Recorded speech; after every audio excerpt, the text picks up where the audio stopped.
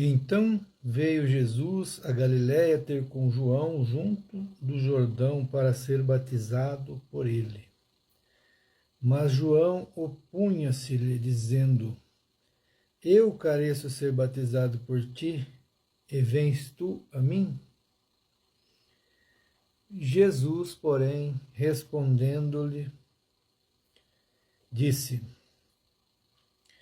Deixa por agora, porque assim nos convém cumprir toda a justiça. Então ele o permitiu. E sendo Jesus batizado, logo saiu da água. E eis que lhe abriram os céus e o Espírito de Deus, descendo como uma pomba, vindo sobre ele. Eis que uma voz do céu dizia: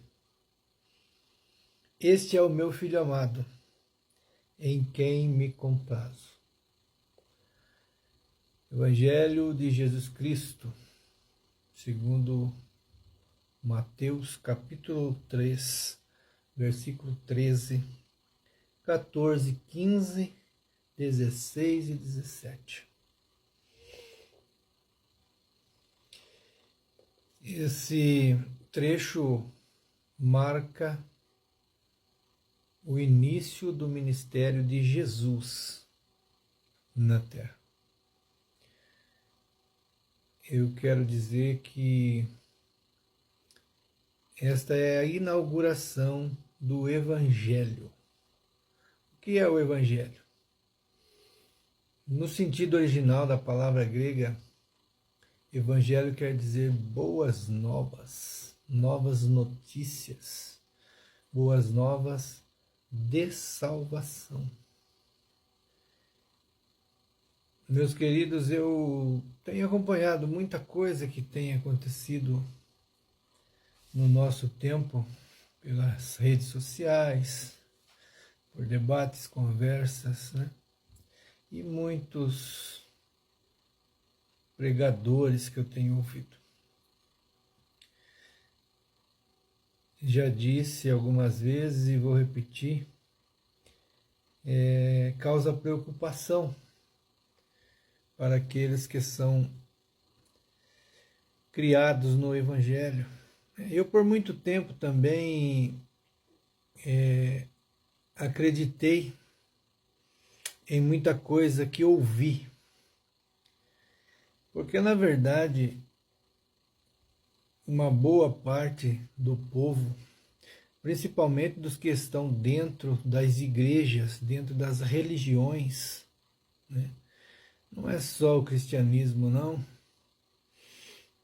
mas todas as matrizes religiosas, elas têm sido enganadas pelos seus líderes. Tudo em troca de fama, em troca de favores, em troca de enriquecimento. As religiões têm distorcido aquilo que Jesus falou. E o que Jesus trouxe realmente chama-se o Evangelho do Reino de Deus. Ah, mas como é que se pode dizer uma coisa dessa? Jesus é o único exemplar da humanidade que veio do céu. Nenhum outro homem ou criatura ou qualquer outra espécie tem conhecimento do céu como Jesus tem. Então ele é o único que tem propriedade para trazer o verdadeiro Evangelho. Mas o que eu tenho entendido hoje? As religiões que usam a Bíblia Sagrada para pregar não estão pregando o Evangelho do Reino de Deus. Você pode ir em qualquer situação, né? Qualquer denominação evangélica, né? Você vai encontrar pessoas fazendo sermões, né? mas trazendo tudo para o egocentrismo, tudo para a pessoa humana. Meu amigo, meu irmão, eu quero dizer para você que isso aí é parte do Velho Testamento. E quando se edita um Novo Testamento, aquele testamento antigo perde a sua validade. Ah, mas você está querendo dizer que a lei não existe mais? Jesus Cristo aboliu a lei? Olha, a lei existe porque ela é preservada por um outro tipo de pessoas que tem necessidade de usar a lei. Porque a lei, ela existe para os que não praticam a justiça. Aqueles que praticam a justiça estão isentos da lei. E foi isso que mudou da transição do Velho Testamento para o Novo Testamento. Aí você diz, mas Jesus cumpriu a lei. Na verdade, sim, porque ele não pecou, ele não errou em nada. Mas a lei não era para Jesus. A lei não serve para aquele que não comete crimes. A lei não serve para o justo. A lei ela é aplicada como regra para os injustos, para que não pratiquem a injustiça. E é por isso que Jesus veio e disse que cumpriu a lei. O que, na verdade, a gente deve entender que a lei foi cumprida em Jesus.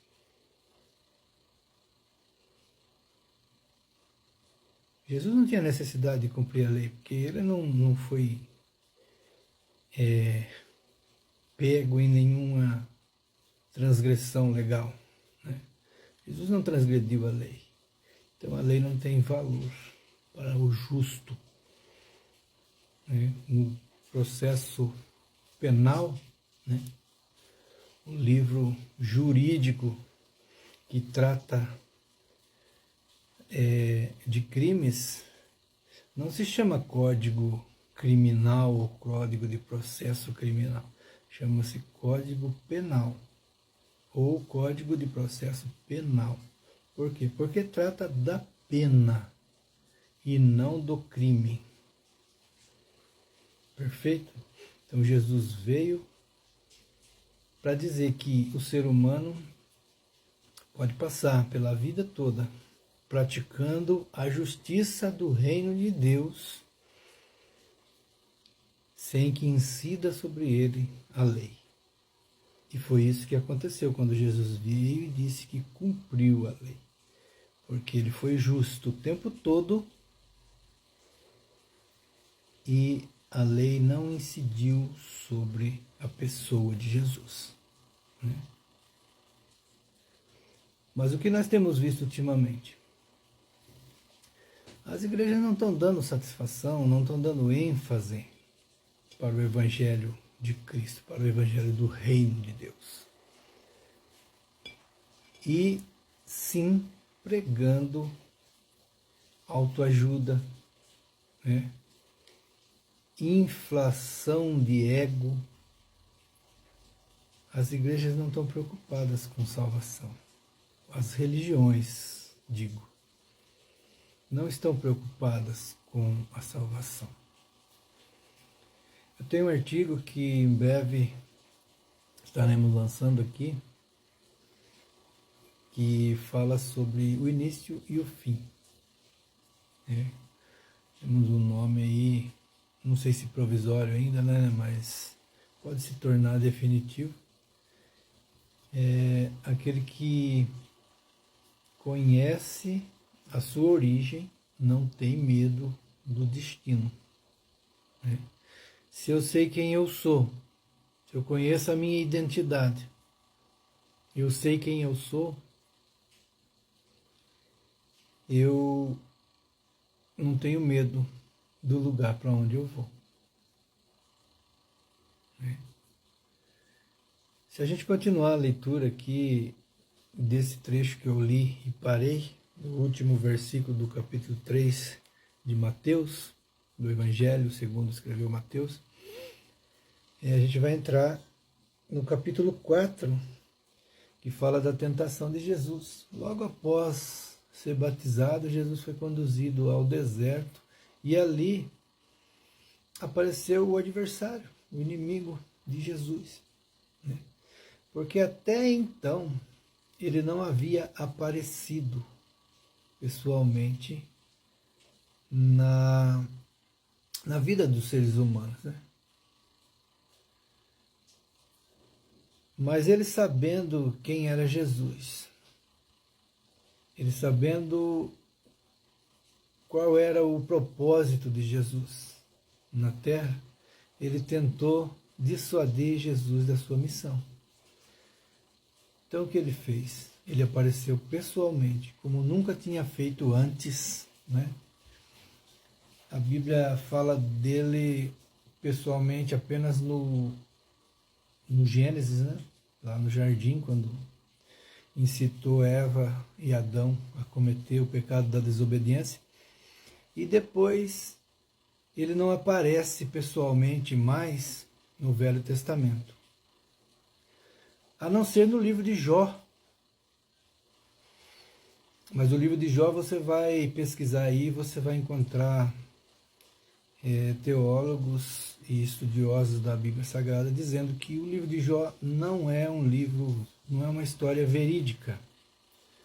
O livro de Jó é uma alegoria que era contada para demonstrar a importância da fidelidade do homem a Deus. Então aí o diabo aparece nessa história, né, pessoalmente, mas a história é fictícia.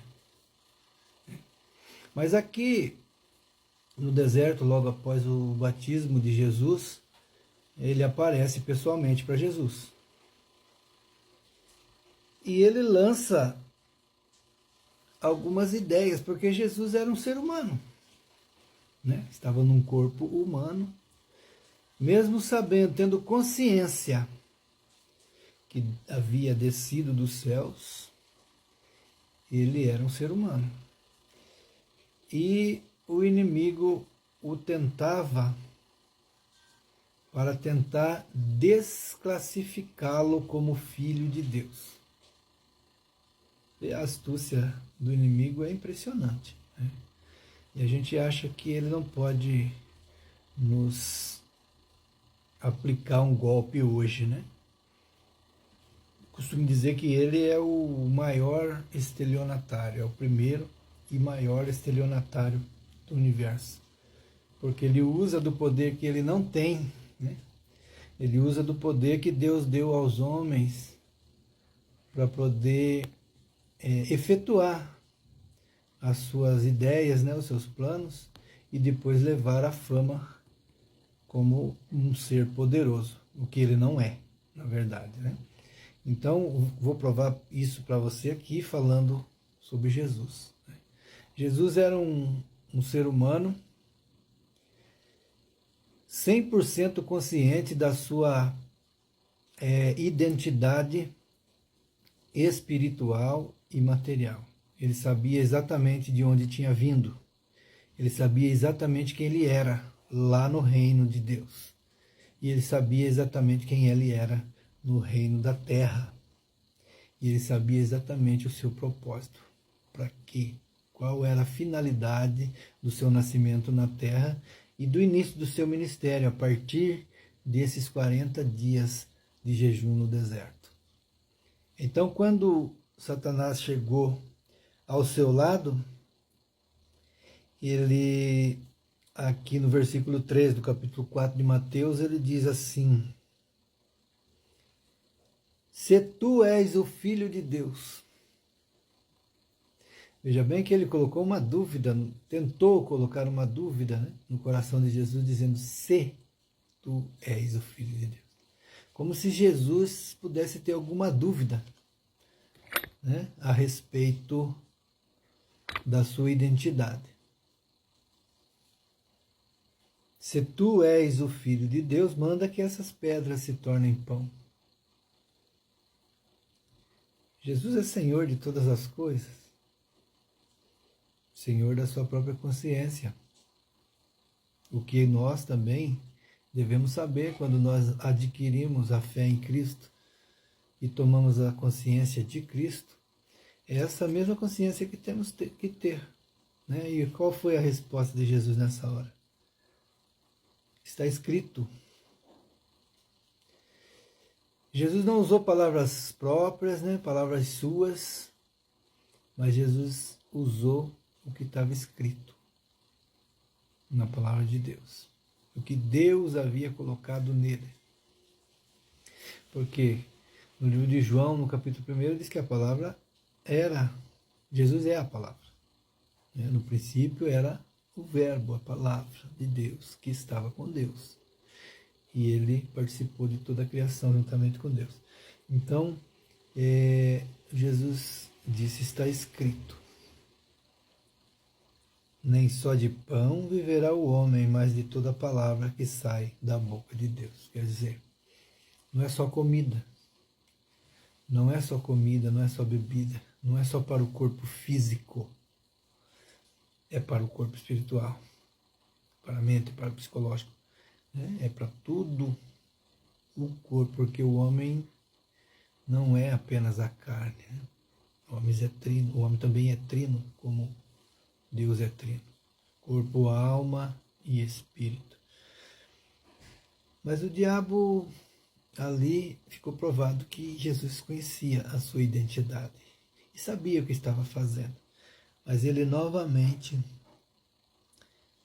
lançou a mesma dúvida. Se tu és o filho, né?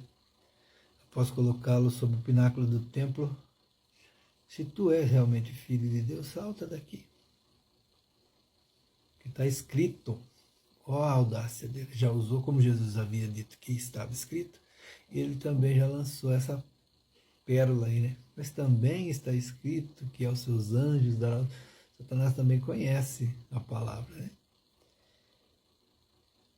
Porque também está escrito, aos seus anjos dará ordem a teu respeito e tomar-te-ão nas mãos para que não tropece em alguma pedra. Veja bem que ele citou também o que está escrito. E Jesus respondeu, também está escrito que não tentarás ao Senhor. Eu sei que Deus faz, mas eu não vou. Eu sei que Deus vai me livrar da fornalha, né? Como os homens lá no Antigo Testamento. Mas eu não vou pular na fornalha de propósito. É uma situação. Se alguém me obrigar, se alguém me sentenciar à fornalha, o Senhor pode me livrar da fornalha. Mas como aqueles homens responderam, né, para aquele rei que aqueceu a fornalha 7 vezes, ele disse, não importa se Deus vai nos livrar ou não. O que interessa é que eu sei quem eu sou, eu sei quem o meu Deus é. Né? Se ele vai me livrar ou não vai livrar, isso aí não faz diferença para mim. Se eu morrer, se ele me livrar, eu ficamos livres. Agora, se ele não me livrar, eu vou estar com ele para a eternidade. Então, Jesus, aqui mais uma vez, fortalecendo a sua identidade diante do inimigo, disse, olha, não tentarás ao Senhor teu Deus. Não é porque ele faz que eu vou tentar, né? Que eu vou lá e faltar com a prudência, né? Faltar o ser negligente, né? Faltar com a perícia, né? Então, mais uma vez, ele consolida a sua identidade aqui, dizendo que ele sabe por que ele está ali e quem ele é. E novamente, tentando trazer Jesus para o seu lado.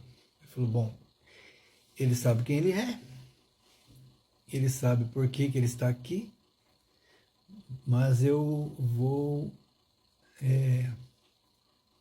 tentar trazer do meu lado agora, porque quase que eu consegui lá no céu. Na minha rebelião eu quase consegui. Agora, se ele estiver do meu lado, eu consigo. Então eu vou trazer Jesus para o meu lado. E vai ser agora, quer ver? levou Jesus lá no monte, bem alto. Dá para ver 360 graus lá de cima.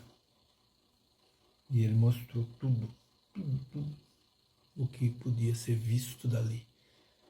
Ele mostrou para Jesus e disse: olha, se você prostrar e me adorar, ou seja, se você vier para o meu lado, tudo isso será seu. Quer dizer, nós vamos governar tudo isso aqui. Mas Jesus é o Filho de Deus.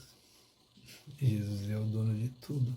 É aquele ao qual Deus deu o poder sobre todas as coisas. E ele sabia disso. Sabe, meu amigo, às vezes a gente sabe que Deus nos criou com um propósito muito grande, mas o inimigo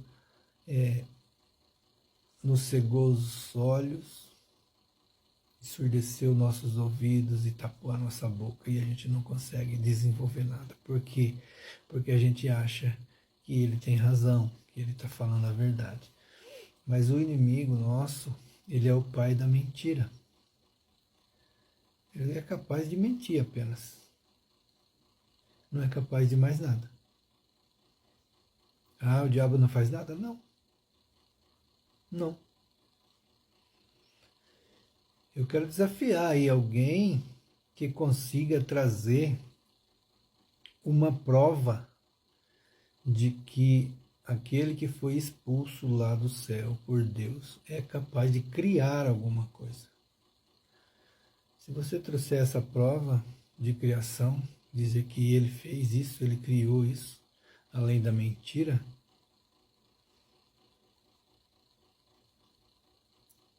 aí eu vou mudar o teor da minha mensagem. Ao contrário, não. Ao contrário, eu vou continuar pregando que Jesus é o Filho de Deus e é o nosso Salvador.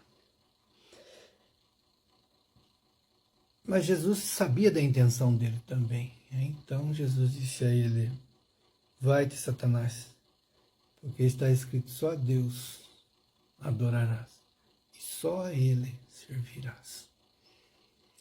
Então aqui fica consolidado a inauguração do ministério de Jesus na pregação do reino de Deus. Eu quero dizer para você que Jesus, ele inaugurou o reino de Deus entre os homens, não na face da terra.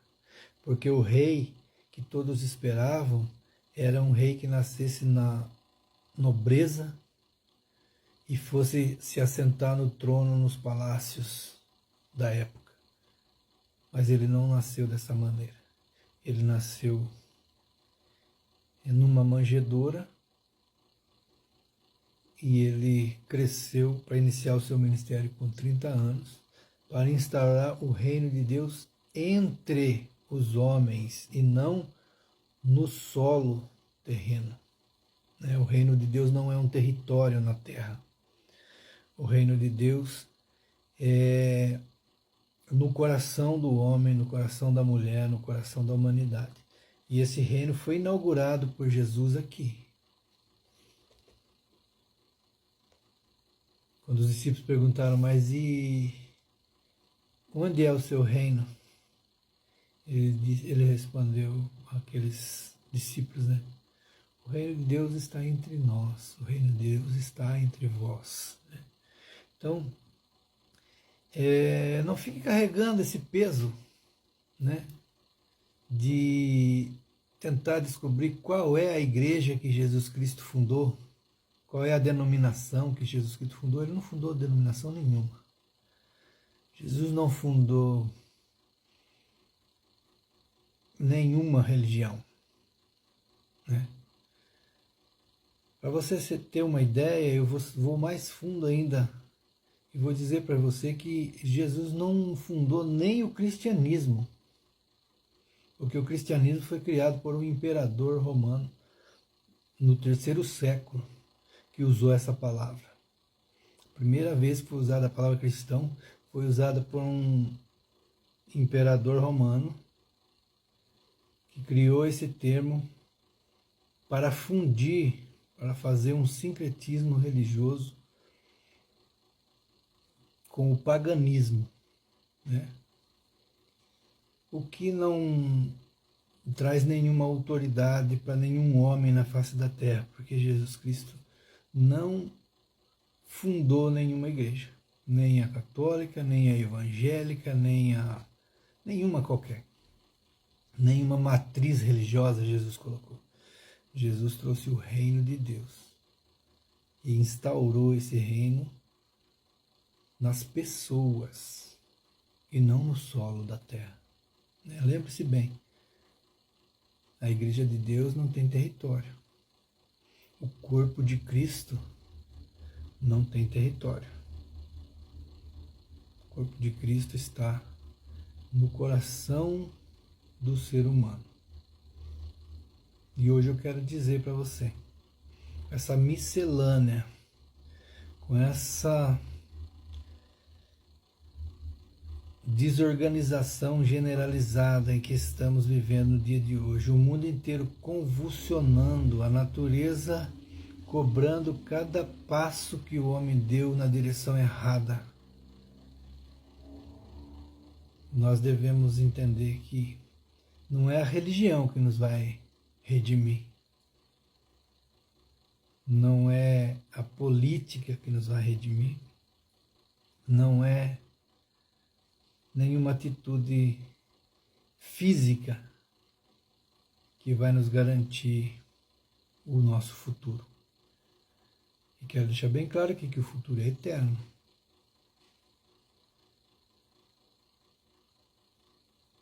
Vamos acordar, vamos olhar para a Bíblia. Quero sugerir para você, leia o Evangelho. Entenda o que Jesus disse, comece a entender o que Jesus disse. Porque quando você entender o que Jesus disse, o que Jesus pregou, aí você vai entender o que é o reino de Deus na sua vida. Para desbloquear a sua identidade, você saber quem você é verdadeiramente, imagem e semelhança de Deus. Para você saber quem é você verdadeiramente e para que você foi colocado aqui nesta terra. Entenda. Os povos vão passar por um filtro. Todos nós vamos passar por um filtro. E dependendo da carga que nós levarmos, nós não vamos passar nesse filtro. E tudo que ficar preso na malha desse filtro vai ser destruído. Então leia a Bíblia Sagrada. Leia o Evangelho. Eu não quero aqui estar tirando mérito do Velho Testamento, porque o Velho Testamento nos serve de base. No Velho Testamento existem as anotações da criação, exemplos magníficos de homens e mulheres que trabalharam para manter o contato com Deus. Nos serve de exemplo, nos serve de história, nos serve de louvor, de poesia, nos serve de base para a nossa fé também. Mas quando Jesus trouxe o Evangelho do Reino de Deus, Jesus deixou para trás tudo aquilo que havia de ordenança do Velho Testamento.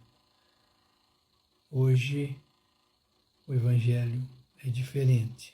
O Novo Testamento é uma nova aliança no sangue de Jesus. Não esqueça disso. Em muitas denominações hoje, por que não dizer quase todas, continuam pregando um sincretismo, Continuam pregando uma mensagem híbrida de duas coisas que não interessam. Junta o cristianismo criado pelo Império Romano e junta o judaísmo, que ainda é submisso às leis do Antigo Testamento, aos sacrifícios, ao pagamento de quantias exageradas para que sejam redimidos de seus pecados. Leia o Evangelho de Jesus, você vai entender o que eu estou falando. Que é o sangue de Jesus que nos purifica de todo pecado. E o único sacrifício que nos restou é aceitar o sacrifício que o próprio Deus nos ofereceu. Esse sacrifício que é o sacrifício de Jesus, o seu Filho. Pelo sangue na cruz nós fomos salvos, nós fomos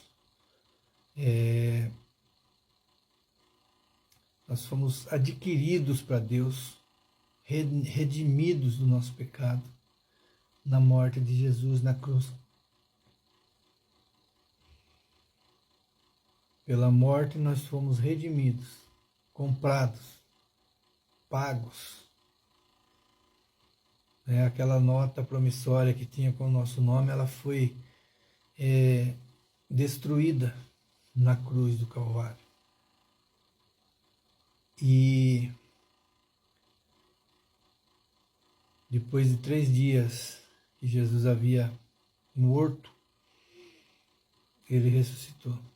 E a ressurreição de Cristo é para a nossa justificação, para que nós fôssemos justificados diante de Deus, com a ressurreição de Cristo.